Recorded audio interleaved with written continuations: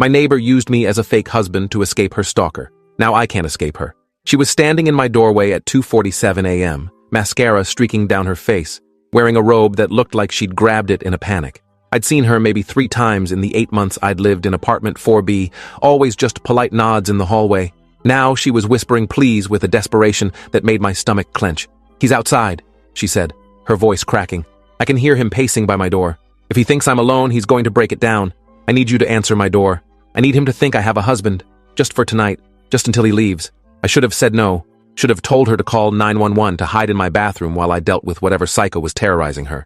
Instead, I pulled on a shirt and followed her barefoot across the hallway to apartment 4A. The second I stepped inside, I knew something was wrong. Her apartment wasn't messy, wasn't showing signs of someone fleeing in terror. Everything was arranged perfectly.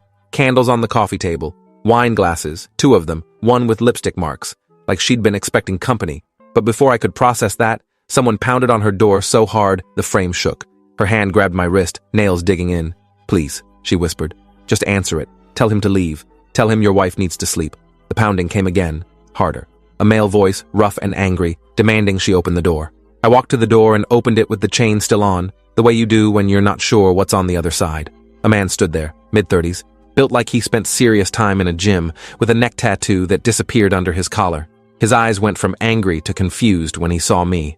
"Who the hell are you?" "Her husband," I said, keeping my voice level. "And you need to leave. Now." His face did something complicated, cycling through disbelief, rage, and something else I couldn't identify. "Husband?" He looked past me, trying to see into the apartment. "Olivia? You lying bitch! You don't have a husband." She came up behind me then, wrapping her arms around my waist from behind, her head pressing against my back. "Baby, please make him go away." The word baby came out trembling, genuine fear in her voice. "I told you we were done," she said to the man. "I told you to stop coming here. You said you lived alone." His voice had an edge now, dangerous. "You said there was no one else." "Because there wasn't," I said, making my voice harder. "Until I moved in 3 months ago. We got married last month. Now get away from my wife's door before I call the cops." The lie came so easily it surprised me. The man stared at me for a long moment, his jaw working like he was trying to decide whether to believe this. Finally, he stepped back.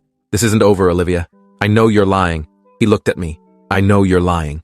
Then he turned and walked down the hallway, but not toward the stairs, toward the elevator, where he could watch, where he could wait. I closed the door and turned to find Olivia slumped against the wall, her hand pressed to her mouth. "Thank you," she whispered. "Thank you so much. He won't believe it. He's going to watch my door now. He's going to see you leave." The panic in her voice seemed real, but something about this whole situation felt staged. "I need you to stay," she said quickly. "Just tonight. Sleep on my couch. If he sees you leave in 5 minutes, he'll know